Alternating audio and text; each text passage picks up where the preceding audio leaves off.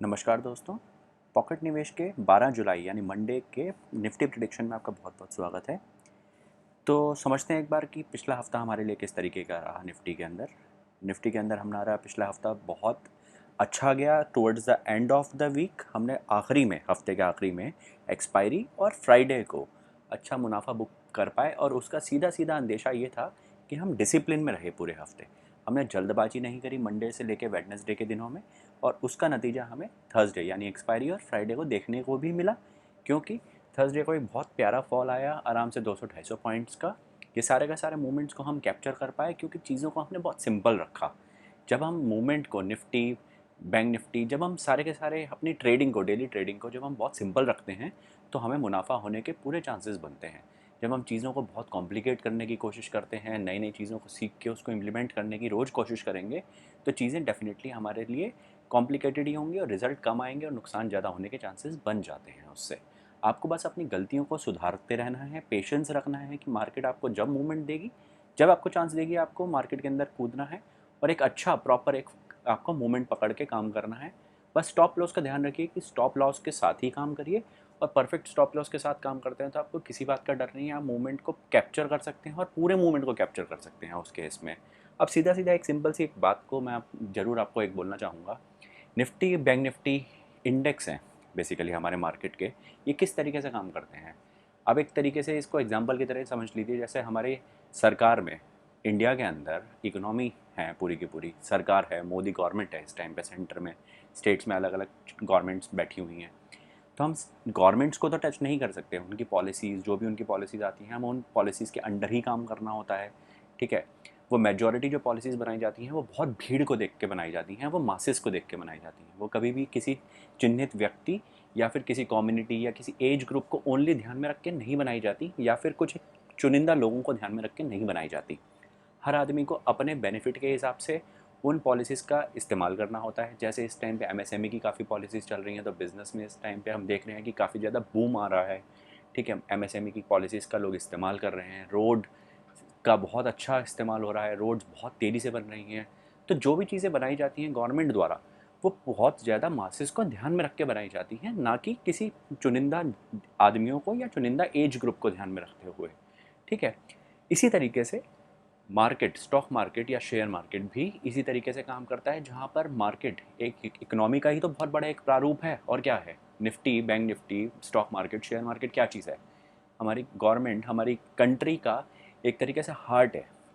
यहीं से सारे के सारे फंड्स हमारे घूमते हैं। निफ्टी, निफ्टी 50 जो आप कंपनी सुनते हैं, निफ्टी 50 कंपनीज लगभग हमारी मेजॉरिटी इकोनॉमी का पार्ट बनाती हैं, है ना? पर क्या वो हमारे अकॉर्डिंग चलती हैं? बिल्कुल भी हमारे अकॉर्डिंग नहीं चलती। हम उनके अकॉर्डिंग चलेंगे, हमें उसके हिसाब से ढालना पड़ेगा खुद को। और जो उसके अंदर से हम अपना छोटा छोटा मुनाफा लेके, रिटेल इन्वेस्टर कौन होता है जो छोटे छोटे मुनाफे के साथ अपना उससे जीवन चला सकते हैं, हमें उस तरीके की तैयारी करनी होती है। हमें कभी भी मार्केट से जाके नहीं लड़ना होता, हमें कभी भी इकोनॉमी से जाके नहीं लड़ना, और गवर्नमेंट तो हमारी सुनेगी ही नहीं। तो हम जो काम कर सकते हैं वो ये है कि हम गवर्नमेंट के हिसाब से या स्टॉक मार्केट के हिसाब से अपने आप को ढाल सकते हैं। उनकी पॉलिसीज़ को अपने फेवर में कैसे इस्तेमाल कर सकते हैं हम ये सीख सकते हैं। ये चीज़ें आती हैं या तो तजुर्बे के साथ, या फिर आप डेली अगर कुछ घंटे बैठ के रोज़ सीखेंगे, रोज़ ट्रेडिंग करेंगे, कम गंवाएंगे, ज़्यादा कमाएंगे। ठीक है, तो आपको ये सारी चीज़ें over a period of time समझ में आएंगी, और आप सीखते जाएंगे। जब सीखते जाएंगे तो आप डेफिनेटली उन चीज़ों को इम्प्लीमेंट करेंगे अपनी ट्रेडिंग स्टाइल के अंदर और कमाते जाएंगे उसके बाद आप। तो चीज़ें उतनी मुश्किल नहीं है जितना हम उसको बना देते हैं। बस हमें चीज़ों के साथ एक डिसिप्लिन बना के रखना है, एंड साथ में उन डिसिप्लिन के साथ हमें कुछ पेशेंस की बहुत ज़रूरत होती है। ट्रेडिंग के अंदर हमें पेशेंस को बना के रखना है। जैसे जैसे मूवमेंट मिलेगा उस मूवमेंट को कैप्चर करना है, और सर्टेन बेसिक सिंपल रूल्स के ऊपर काम करना है। बहुत ज़्यादा तिकड़म या बहुत ज़्यादा कुछ हैफ्टी नहीं सीख लेना है कि जो हम इम्प्लीमेंट ही ना कर सकें डेली ट्रेडिंग आवर्स में। सबसे ज़रूरत की चीज़ होती है हमें इमोशंस को भी साथ में लेके चलना है। आप देखेंगे कि मेजॉरिटी हमारे जो रिज़ल्ट हैं वो हमारे इमोशंस की देन है। आप आज सुबह बीवी से लड़ाई हो गई, आप ट्रेडिंग के टाइम पे 9:15 थे, ब्रेकफास्ट का टाइम हुआ, वाइफ से लड़ाई हो गई, आप अपना सिस्टम खोल के बैठे, आपने 3-4 ट्रेड डाले। तो जो आपके दिमाग में कल रात को आपने कुछ स्ट्रेटजीज तैयार करी थी कुछ पर्टिकुलर ट्रेड्स के लिए, वो डेफिनेट सी बात है वो उस जगह पर डलेंगी ही नहीं। या जहाँ आपको उसके एग्ज़िट लेनी थी वो एग्ज़िट लेंगे ही नहीं आप। वो प्रॉपर आपका ना एंट्री हुई ना एग्ज़िट हुई। तो आपके इमोशंस ही आपके सारे के सारे रिजल्ट को ट्रिगर कर रहे होंगे।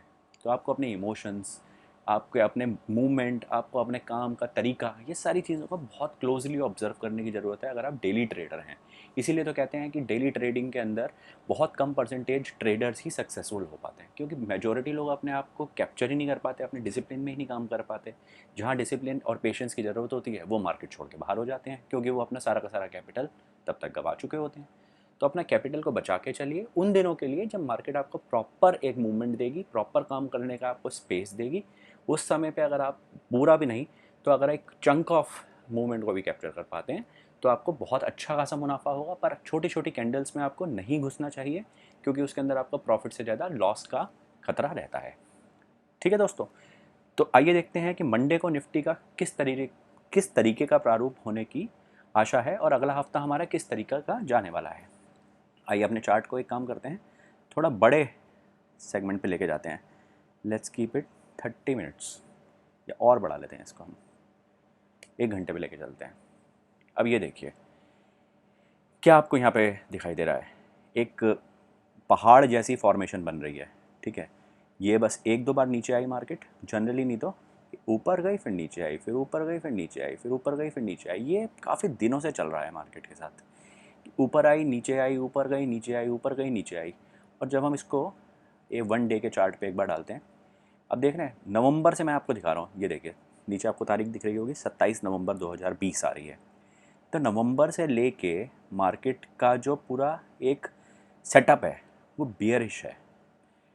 मार्केट चलती है, फिर एक बड़ी सी सीढ़ी बनाती है, फिर ऊपर की तरफ चलती है, फिर एक सीढ़ी बनाती है, फिर कभी कभी डिप आ जाती है, फिर एक सीढ़ी बनाती है, फिर ऊपर की तरफ चलती है, फिर थोड़े दिन रेंज बाउंड चलती है, फिर ऊपर की तरफ चलती है, फिर रेंज बाउंड चलती है। तो ये एक तरीके का मार्केट ने बियरिश लुक या बियरिश रूप ले रखा है। बियरिश का मतलब है कि मार्केट ऊपर को जाने के लिए ही तैयारी कर रही है, नीचे जाने का भी उसका कोई मूड नहीं है। बियर इतने ज़्यादा सक्सेस से काम नहीं कर रहे हैं जितना बुलिश मार्केट में, जो पॉसिबल भी नहीं है। तो इस टाइम मार्केट बुलिश है हमारे लिए। ठीक है, इस चीज़ को हम ध्यान में देख लिया। तो आइए हम समझते हैं 5 मिनट के चार्ट से कि मंडे की मार्केट हमारी किस तरह की होने वाली है। शुक्रवार को हमारा, आपको याद होगा, शुक्रवार को मार्केट फ्लैट ओपन होने के बाद गिरती चली गई और लगातार नहीं गिरी है मार्केट, एक अगेन सीढ़ी के प्रारूप में गिरी, नीचे आई, फिर एक सीढ़ी फॉर्मेशन बनाया, फिर नीचे आई, फिर सीढ़ी बनाई, फिर नीचे आई, फिर सीढ़ी बनाई, और फिर यहाँ एक बहुत बड़ा मार्केट का सपोर्ट था 15,680 पे, जिसको मार्केट तोड़ते हुए नीचे चली गई। ठीक है, और वहाँ से भी मार्केट 636 तक गई है, और यहाँ से तोड़ते हुए मार्केट फिर ऊपर गई और फिर रेंज बाउंड की पोजीशन में आ गई और क्लोज होते होते होते होते एक रेंज में ही रही, बहुत ज़्यादा ना ऊपर गई उसके बाद और ना फिर नीचे आई उसके बाद। तो अब बहुत ही सिंपल है मंडे की मार्केट की पोजीशंस को समझना, बहुत डिफिकल्ट मत बनाइएगा, ना अपने लिए ना ही मार्केट के लिए, बिल्कुल भी बहुत सिंपल है। इस बार मार्केट इस टाइम पे खड़ी है 15,689 पे। ठीक है जी, तो अगर मार्केट ओपन होती है फ्लैट, फ्लैट मतलब यहीं 10 20 30 पॉइंट्स के रेंज में खुलती है, 689 के आसपास खुलती है, 690 700 के आसपास भी खुलती है। ठीक है, और उसके बाद मार्केट अगर चली जाती है ऊपर की तरफ, तो आइए एक मार्क कर लेते हैं अपना एक रेजिस्टेंस का लेवल, ये देखिए 15,730। ठीक है, क्योंकि मार्केट यहाँ से टच करके, ये देखिए यहाँ से वापस आई, राइट, ये पीछे के दिनों में भी इस जगह पे काफ़ी बार मार्केट ने टच किए। ये देखिए यहाँ पे फ्लैट क्लोज हुई थी, उसके बाद यहाँ से ओपन हुई 5 जुलाई को।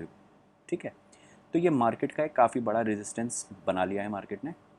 तो 15,730 अगर मार्केट खुलती है, लगभग फ्लैट खुलती है और ऊपर की तरफ जाती है, और 15,730 का अपना रेजिस्टेंस को ब्रेक कर देती है, याद रखिएगा, अगर यहाँ कहीं आसपास खुलती है, 689 पे क्लोजिंग हुई है, अगर 10 20 पॉइंट ऊपर या नीचे खुलती है तो फ्लैट ही माना जाता है।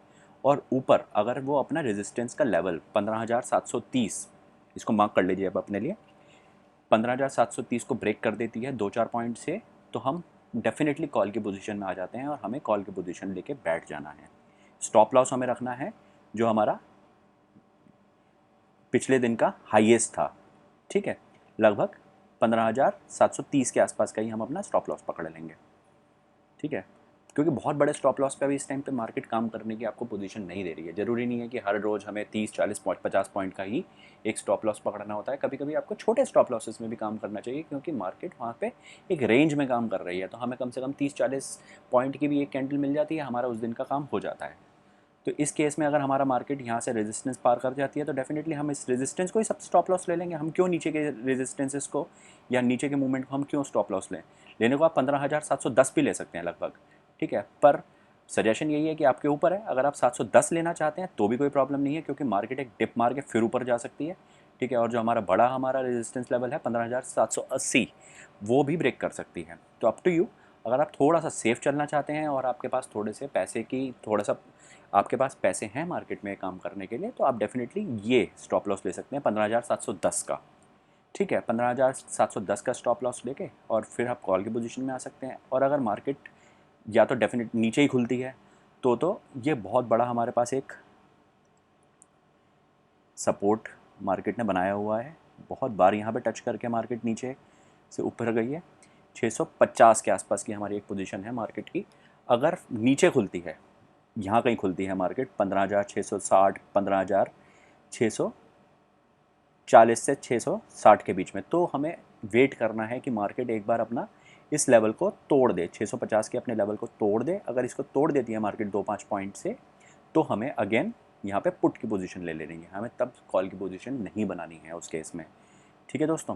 तो हमें कॉल की पोजीशन पुट की पोजीशन ले लेनी है उस केस में, और हमें अपना जो अगेन स्टॉप लॉस लगाना है वो हम या तो यही लगा सकते हैं, 650 लगा सकते हैं। और अगर हमारे पास फिर से अगेन रिस्क लेने की अगर थोड़ी सी कैपेसिटी ओके है, तो हम थोड़ा सा पीछे जाके, ठीक है, एक सेकेंड रुके, हम डेफिनेटली यहाँ लगभग 650, एक सेकेंड रुके, ये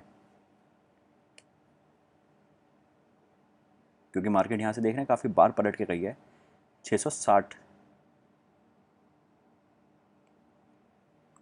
अगर हमारे पास रिस्क लेने की कैपेसिटी बहुत ज़्यादा नहीं है तो हम 660 तक का अपना स्टॉप लॉस लगा सकते हैं। और अगर हम रिस्क ले सकते हैं थोड़ा सा, रिस्क मतलब रिस्क क्या होता है मार्केट में बेसिकली, कुछ श्योर शॉट 100% तो नहीं होता। अगर हम 10 में से 7 10 में से 8 पोजीशंस को भी अच्छे से कैप्चर कर सकें और हम समझ सकें कि 10 में से 7 बार हमारे अकॉर्डिंग हम मार्केट को रीड कर पा रहे हैं, उसके परम्यूटेशंस को अलग अलग तरीके से हम स्टडी कर पा रहे हैं, तो हम एक अच्छे ट्रेडर बनने के राह पे चल पड़े हैं। तो 100% कुछ नहीं हो सकता। परम्यूटेशंस को हमें ध्यान में रखना है कि मार्केट में किस तरह का मूवमेंट आ सकता है और मार्केट के लिए हम कितनी तैयारी करके बैठे हुए हैं। सिर्फ हमारी इतनी तैयारी हो सकती है। तो अगर आपके पास थोड़ा सा फंड्स हैं तो आप डेफिनेटली इसका जो टॉप है यहाँ तक आप अपना ले सकते हैं स्टॉप लॉस 15,710 पकड़ लीजिए। तो 15,710 के स्टॉप लॉस के साथ आप पुट की पोजीशन ले सकते हैं अगर मार्केट 740 या 750 का हमारा सपोर्ट तोड़ देती है तो, ठीक है दोस्तों। दोनों चीज़ों केसेस आपको समझ में आ गए कि कॉल की पोजीशन में हमें कब आना है और हमें पुट की पोजीशन में कब आना है। बस अपने स्टॉप लॉसेस का बहुत ध्यान रखिएगा, क्योंकि मार्केट इस टाइम ऐसा मूड बना के बैठी हुई है कुछ, क्योंकि बहुत ज़्यादा अगर आप देखेंगे कि मार्केट भी इस तरीके का मूड क्यों बनाती है, क्योंकि आप बहुत ज़्यादा रिटेल इन्वेस्टर इस टाइम पे मार्केट में एंट्री कर रहा है। लॉकडाउन का समय है, कोरोना की वजह से बहुत ज़्यादा बिजनेसेस जॉब्स जा चुकी हैं। हर रिटेल इन्वेस्टर चाह रहा है कि वो भी 2-5 हज़ार रुपये दिन के बनाने शुरू करे, सो दैट उसका एक घर अच्छे से चल सके। तो जब मार्केट में इस तरीके का कुछ भूचाल आया होता है, बहुत ज़्यादा रिटेल इन्वेस्टर की एंट्री हो रही होती है, तो मार्केट अपने टर्म्स डिक्टेट करने शुरू करती है कि इतना आसान नहीं है पैसा कमाना, आप आइए तो सही अपनी मर्ज़ी से, पर आप जाएंगे मार्केट की मर्ज़ी से। उस समय हमें स्टॉप लॉसेस का बहुत ध्यान रखना होता है। हमें हर कैंडल पे काम ना करते हुए हमें कुछ पर्टिकुलर मूवमेंट्स का इंतज़ार करना होता है। उसके लिए बड़ा ज़रूरी है कि हम अपने पेशेंस और डिसिप्लिन को अगेन बना के रखें। ये दो ही कड़ी आपको मार्केट में सक्सेसफुल बनाएंगी, पेशेंस एंड डिसिप्लिन। जिसने इन दोनों का साथ पकड़ लिया वो आज नहीं तो कल एक अच्छा ट्रेडर बन जाएगा और मार्केट में फुल टाइम भी आप अच्छे से कमा सकते हैं, रेगुलर कमा सकते हैं, ठीक है दोस्तों। तो ये था हमारा 12 जुलाई का निफ्टी का एक बहुत प्यारा एक प्रेडिक्शन। मार्केट इसी के आसपास काम करने की उम्मीद है मंडे को भी। और बैंक निफ्टी के हमारे वीडियो के लिए जुड़े रहिए पॉकेट निवेश के चैनल के साथ। 12 जुलाई का उसके ऊपर भी एक बहुत सुंदर एक विवरण आया हुआ है, आप उसको भी चेक कर सकते हैं। और हमारे टेलीग्राम चैनल से जुड़ सकते हैं, जहाँ पे हम दिन भर अवेलेबल रहते हैं आपके हर सवाल का जवाब देने के लिए और मार्केट की मूवमेंट्स को कैप्चर करने के लिए। तो धन्यवाद दोस्तों, दोबारा कल मुलाकात होगी। Thank you.